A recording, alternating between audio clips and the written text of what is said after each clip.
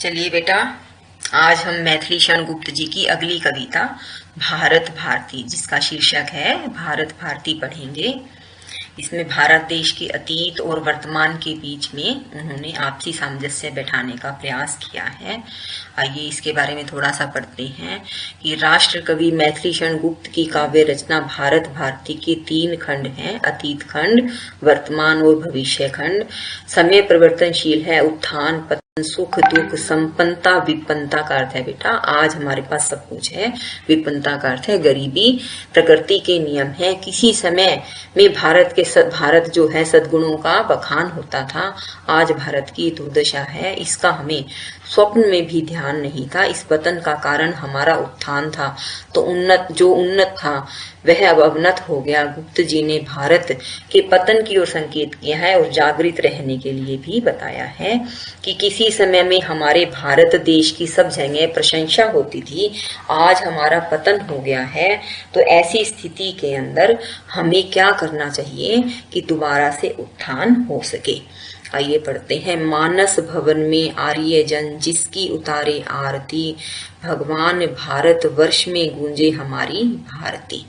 मानस भवन का अर्थ है मन रूपी भवन, घर के अंदर। कवि क्या कहता है कि हमारे मन रूपी घर में भारतवासी जिस भारतवर्ष की आरती उतारते हैं, आर्यजन का अर्थ है भारतवासी आरती उतारते हैं। हे भगवान, पूरे भारतवर्ष में हमारी भारती अर्थात हमारे गुणगान गूंजने लगे। हो भद्र भावो उद्भाविनी, भद्र का अर्थ है अच्छे, भावों का अर्थ है भावों, उद्भाविनी का अर्थ है उत्पन्न करने वाली। वह भारती हे भगवते कि हे भगवती माँ दुर्गा, हे राम, हे कृष्ण, मेरी यह भारती अच्छे भावों का उन्मेष करने वाली हो, उनको उत्पन्न करने वाली हो। इसका अर्थ क्या है कि जो भारत के नागरिक हैं उनके अंदर अच्छे भाव उत्पन्न हो सके।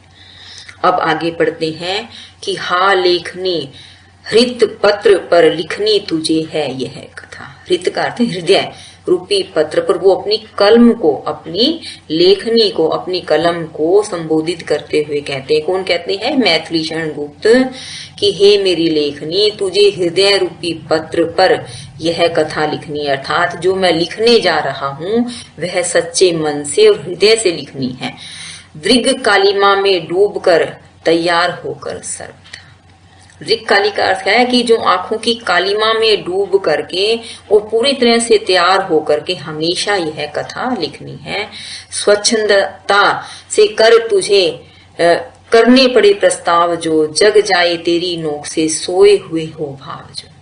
कि अगर तुझे तेरी स्वच्छंदता से कोई प्रस्ताव करते समझौता करना पड़े तो भी कर लेना, लेकिन कुछ ऐसा लिखना है, ऐसे भाव लिखने हैं, ऐसे शब्द लिखने हैं कि तेरी नोक से जो शब्द लिखे जाएं उससे सोए हुए भाग जाग जाएं। इसका अर्थ क्या है बेटा कि हम भारतवासी अब सोए हुए हैं, हमें अपने अतीत का जो गौरव था उसको दोबारा से जगाना है। और क्या कहा जाता है कि एक कलम के अंदर ऐसी शक्ति होती है जो मनुष्य की अंतरात्मा को जगा सकती है। लेखक कहता है मैं अपनी कलम को यह कहना चाहता हूँ। अब फिर उन्होंने संसार का नियम बताया है कि संसार में किसका समय है एक सा सदा रहता है, निशी दिवासी घूमती सर्वत्र विपदा संपदा। कि इस संसार में किसी का भी समय हमेशा एक जैसा नहीं रहता। निशी दिवा का अर्थ क्या? निशी का अर्थ है रात, दिवा का अर्थ है दिन। रात और दिन की तरह से विपदा का अर्थ है बुरा समय और संपदा का अर्थ है अच्छा समय। कि सर्वत्र हर जगह रात और दिन जिस तरह से आते और जाते रहते, कभी दिन आता है कभी रात आती है, इसी तरह से कभी हमारे जीवन में तकलीफ आती है और कभी हमारे जीवन में अच्छा समय भी आता है। अर्थात प्रतिकूल और अनुकूल परिस्थितियां आती रहती है, समय हमेशा बदलता रहता है। जो आज एक अनाथ है, नरनाथ कल होता वही। संसार का यही नियम है कि आज कोई व्यक्ति अनाथ है, उसका अनाथ का अर्थ है जिसका कोई अपना नहीं है। कल वह नर का अर्थ है मनुष्यों का नाथ स्वामी बन जाता है। जो आज उत्सव मग्न है कल शोक से रोता वही।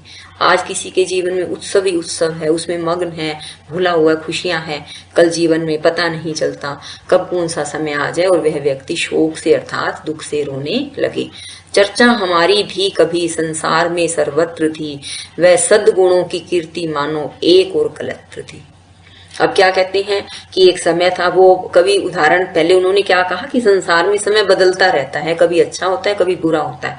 उन्होंने एक कॉमन बात बताई और फिर अपने भारत देश के बारे में बता रहे हैं कि कभी संसार में सब जगह हमारे भारत देश की भी चर्चा होती थी, हमारे जो सद्गुणों की कीर्ति है अर्थात उसका यश है एक और कलत्र थी।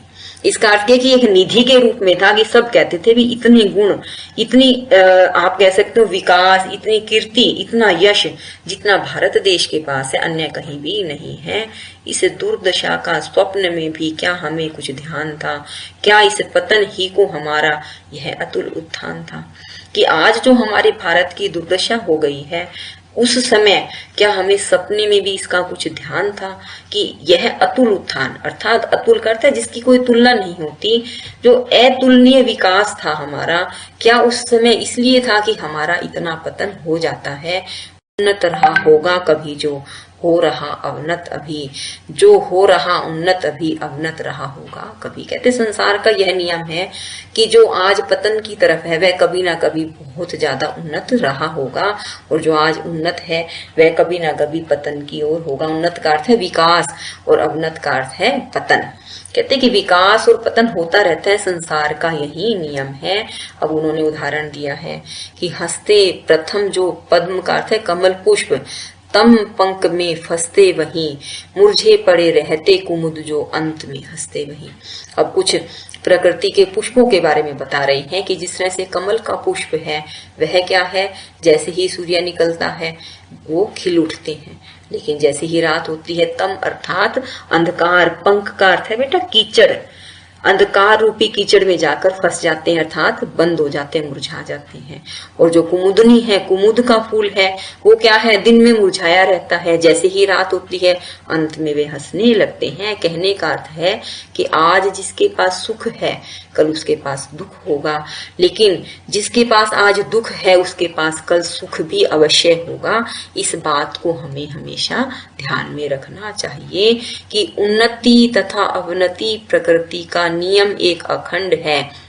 चढ़ता प्रथम जो व्योम में, गिरता वही मार्तंड है। मार्तंड का अर्थ है बेटा सूर्य, कि उन्नति और प्रकृति जो है प्रकृति का एक अखंड नियम है, इसको बदला नहीं जा सकता।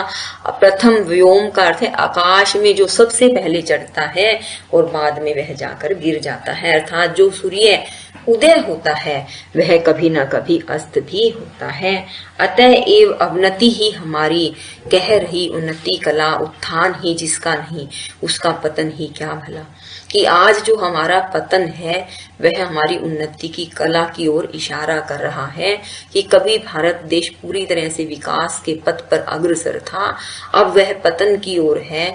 तो अब समय आ गया है, कवि के कहने का उद्देश्य क्या है कि हम उन्नति के पथ पर दोबारा चलने लगे। उत्थान ही जिसका नहीं उसका पतन ही क्या भला। अगर पतन हो गया तो कोई बड़ी बात नहीं है, लेकिन अगर हमने उत्थान ही नहीं किया तो फिर पतन का भी कोई बात नहीं है, वह भी कोई लाभदायक नहीं है। होता समुन्नति के अनंतर सोच अवनति का नहीं। हाँ सोच तो है किसी जो किसी का फिर न हो उन्नति गई।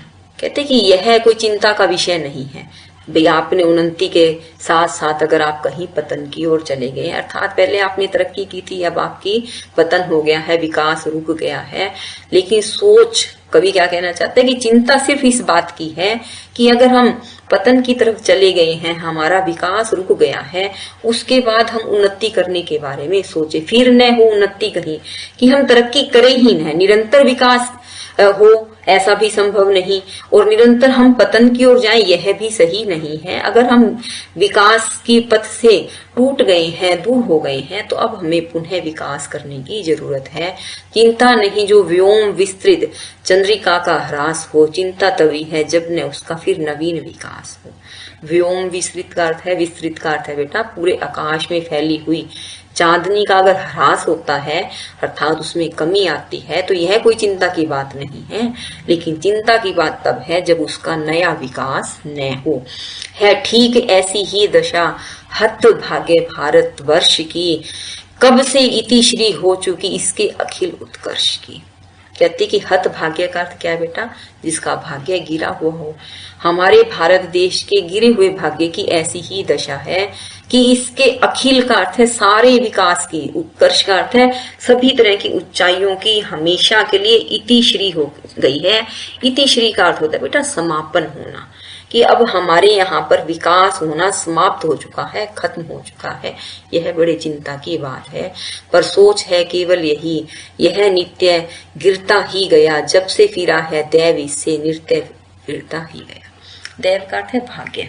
इस भारत देश का न जाने कैसा भाग्य है कि जब से वो फिरा है भाग्य विपरीत हुआ। भाग्य फिरने का अर्थ क्या बेटा, भाग्य विपरीत होना, तो वह विपरीत ही होता जा रहा है और इसका नित्य प्रतिपतन होता जा रहा है। जो भारतवर्ष विश्व गुरु की संज्ञा से उपमित था, जिस भारतवर्ष को ये कहा जाता था कि देव स्थली है, देव भूमि है, आज उसके गिरने की कोई सीमा नहीं रह गई। यह नियम है उद्यान में पककर गिरे पत्ते जहां प्रकटित हुए, पीछे उन्हीं के लहे लहे पल्लव वहां। देख तो प्रकृति का, कुदरत का नियम है कि किसी भी उपवन में, वन में, जंगल में जहां पत्ते पककर का अर्थ क्या है बेटा, पीले हो गए हैं, पुराने हो गए हैं, वो पत्ते गिर जाते हैं। आप देखते हैं पतझड़ ऋतु आती, सारे पेड़ जो है ठूंठ जैसे दिखने लगते हैं, लेकिन लहलहाते हुए पल्लव का अर्थ है कोमल पत्ते, उन्हीं के पीछे खिलना शुरू हो जाते हैं। यह प्रकृति का नियम है। पर हाय इस उद्यान का कुछ दूसरा ही हाल है, पतझड़ कहे या सूखना, काया पलट या काल है। किस उद्यान के बारे में बात कर रहे हैं वो, भारत रूपी उद्यान, उपवन के बारे में, कि न जाने इसका ऐसा कौन सा हाल हो गया है, इसे हम पतझड़ की ऋतु कहें, या हमारे भारत देश को रूपी उद्यान को सूखने वाला रोग लग गया है, या इसकी कुछ काया ही पलट होने वाली है, या कोई काल का प्रभाव है। कभी कहता है कुछ समझ में ही नहीं आता कि भारत रूपी इस उपवन के ऐसे हालात कैसे हो गए। अनुकूल शोभा मूल सुरभित, फूल वे कुम्हला गए, फलते कहाँ है अब यहाँ, वे फल रसाल नए नए। अनुकूल शोभा मूल सुरभित, अर्थात अनुकूल परिस्थितियों के अंदर, मूल का अर्थ है जड़ से सुगंधित होने वाले वे फूल अब कुम्हला गए हैं। वह यहाँ पर अब मीठे, रसाल का अर्थ है रसीले मीठे फल जो हैं वे अब यहाँ खिलते नहीं हैं, फलते फूलते नहीं हैं। अर्थात अब यह भारत देश रूपी उपवन जो है क्या बन गया है, विशालोद्यान में, इस विशाल भारत देश रूपी उद्यान में सिर्फ झाड़ और झंकार रह गए हैं, तनु सूखकर कांटा हुआ वश शेष है तो हाड़ है। अर्थात अब इसका बाहरी अस्तित्व रह गया है, खाखा रह गया है। हाड़ का अर्थ क्या होता है बेटा, खाखा रह गया है, और इसका तन सूख करके कांटा हो गया है, अर्थात विकास का रास्ता पूरी तरह से बंद हो चुका है। आगे देखे क्या कहते हैं, तिस पर अदृष्टाकाश उल्टा विपद वज्र चला रहा। क्या कहते हैं, अदृष्टाकाश जो दिखाई नहीं देता, अदृष्ट का अर्थ है जो दिखाई नहीं देता, ऐसा आकाश जो है उल्टा विपदाओं की वज्र चला रहा है। मतलब एक तो इसका हालात ऐसे खराब हो गए, सूख कर कांटा हो गया है, इसका खाखा बच गया है, इसमें पतन की तरफ जा रहा है। ऊपर से न जाने ऐसा कौन अदृष्ट है, मतलब जो दिखाई नहीं देता, वो अनेक प्रकार की विपदाओं के, कठिनाइयों के, परेशानियों के वज्र चला रहा है। यद्यपि बुझा सकता हमारा नेत्र जल इस आग को, पर धिक हमारे स्वार्थ में सूखे हुए अनुराग को। कहते कि ऊपर से वज्र चल रहा है, यहाँ पर क्या है, विपदाओं की, समस्याओं की अग्नि जल रही है। उसे कवि ने क्या संबोधन करके कहा है कि एक हम भारतवासियों की आंखों का जल ही इस अग्नि को बुझा सकता है। इसका अर्थ क्या है बेटा, आंखों के जल को बुझाने वाली बात का अर्थ क्या है कि अगर हम सभी भारतवासी जाग जाएं तो हम अपने देश को आगे ले जा सकते हैं, पर धिक्कार है हमारे स्वार्थ में, सूखे हुए अनुराग को। हमारा देश के प्रति अनुराग अर्थात प्रेम पूरी तरह से सूख गया है, हम स्वार्थ से युक्त हो गए हैं। सहृदय जनों के चित्त निर्मल कुक्कड़ जाकर कांच से, होते दया के वश द्रवित, तप्त हो इस आंच से। कुक्कड़ का अर्थ क्या है? रत्न। जो हमारे रत्नों जैसे हृदय थे वे अब कांच जैसे हो गए हैं। सहृदय जनों के चित्त निर्मल। सहृदय का अर्थ क्या है? जिसके अंदर दया है, जिसके अंदर अपनापन है, देश प्रेम है, जिसके अंदर अच्छी भावनाएं हैं। ऐसे लोगों के, ऐसे जनों के जो निर्मल चित्त थे, कुक्कड़ जाकर कांच से, जो हृदय रत्न जैसे थे वो कांच जैसे हो गए हैं। दया के वश द्रवित हैं, तप्त हो इस आंच से। कहते कि अब उन हृदयों को इस देश के लिए आंच के समान तपना होगा। इसका अर्थ क्या है? देश की दुर्दशा को देखकर जब उनके अंदर कोई अच्छी भावना आ जाएगी, तब कहीं जाकर के देश का सुधार किया जा सकेगा। कवि के कहने का अर्थ क्या है? इसमें कवि सिर्फ इतना ही कहना चाहता है कि हम भारतवासियों को अब जो है इस देश के लिए जागना पड़ेगा, इस देश के लिए कुछ करने की बात हमें अब सोचनी पड़ेगी। कवि कहता है कि चिंता कभी भावी दशा की, वर्तमान व्यथा कभी करती, तथा चंचल उन्हें है भूतकाल कथा। कभी कि भारतवर्ष के अंदर जो चिंता है वह किस बात की है? कि कभी भविष्य की, भावी का अर्थ है भविष्य की, पर भविष्य कैसा होगा जब वर्तमान में इतनी व्यथा है, इतनी दुख है। क्या कहते हैं? या फिर उन्हें भूतकाल की कथाएं कि हमारा इतना गौरवशाली इतिहास है, उससे हमें चंचलता होनी चाहिए। कवि के कहने का अर्थ है कि हम भारतवासियों को अपने वर्तमान अर्थात जो आज का समय है, जो भविष्य, जो आने वाला समय है, और जो भूतकाल है, जो बीता हुआ समय है, जो हमारा अतीत है, इन सब चीजों को जान करके अपने मन में इस देश को विकास करने के लिए अपने मन को चंचल बनाना चाहिए।